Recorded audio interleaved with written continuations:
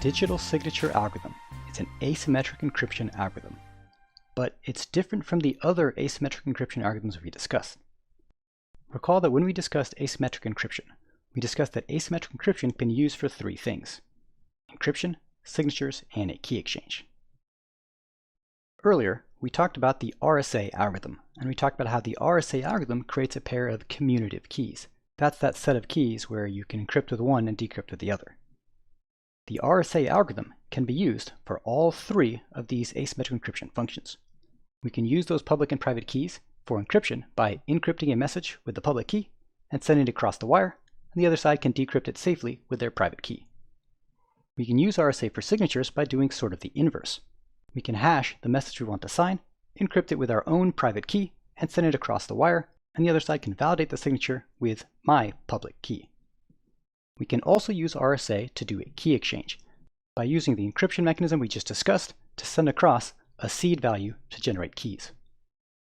So RSA can be used for all three of these asymmetric encryption functions. Now we also talked about the Diffie-Hellman protocol. We discussed that Diffie-Hellman can be used to establish a shared secret over an unsecure medium. Well, if we look at this list over here, that means that Diffie-Hellman can only be used for this function. We can't do encryption with Diffie-Hellman, and we can't do signatures with Diffie-Hellman. Which finally brings us to DSA. DSA is another asymmetric encryption algorithm, but it can only be used for signatures. It can't do encryption, and it can't do key exchange. That is the digital signature algorithm. And that's how it's different from the other algorithms we've discussed. So, the digital signature algorithm is an asymmetric encryption algorithm with only two operations: signature generation and signature verification.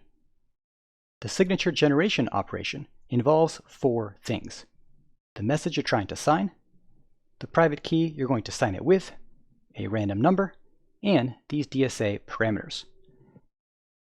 These DSA parameters are values which are required for the DSA math, much like the prime number and the generator are values that are required in Diffie-Hellman. Either way, if you feed these four things into the signature generation operation, DSA is going to spit out a signature correlating to that message.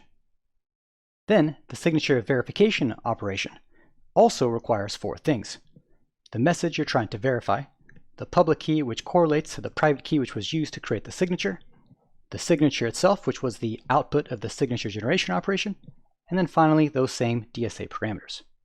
If you run these four things through the signature verification operation, DSA will spit out a 1 or a 0, indicating true or false, meaning is the signature valid or invalid. That's it. Notice there's no encryption, there's no ciphertext, there's no plaintext. All you can do with DSA is generate signatures and verify signatures. Notice that's sort of baked into the name. It is simply a signature algorithm.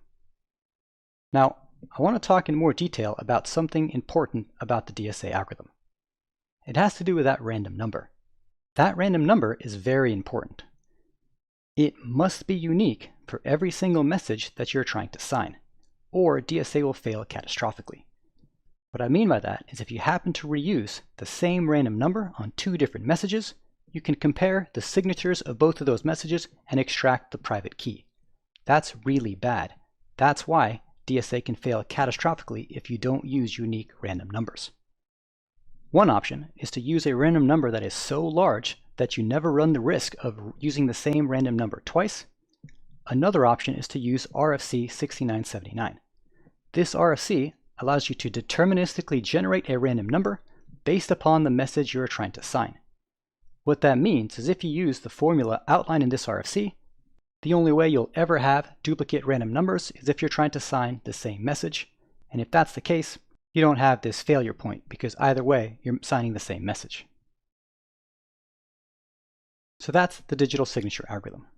Now, we're not going to actually go through the math for DSA.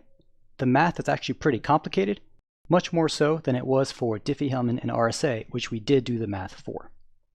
The main things to understand about DSA is that it is an asymmetric encryption protocol that can be used for only two things: signature generation and signature verification, and understanding how it is different from the other asymmetric encryption protocols that we've already discussed. So that's it for this lesson. The main takeaways about DSA are on your screen right now. I hope you enjoyed this video. I want to thank you for watching, and I'll see you in the next one. Hey YouTube, if you enjoyed that lesson, then you'll also enjoy the full course that it came from, Practical TLS.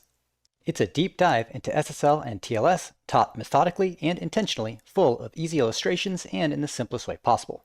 You'll get to learn cryptography, certificates, private keys, the handshake, OpenSSL, and everything you need to become an SSL expert.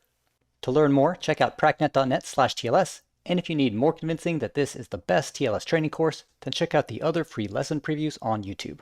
Thank you and have a great day.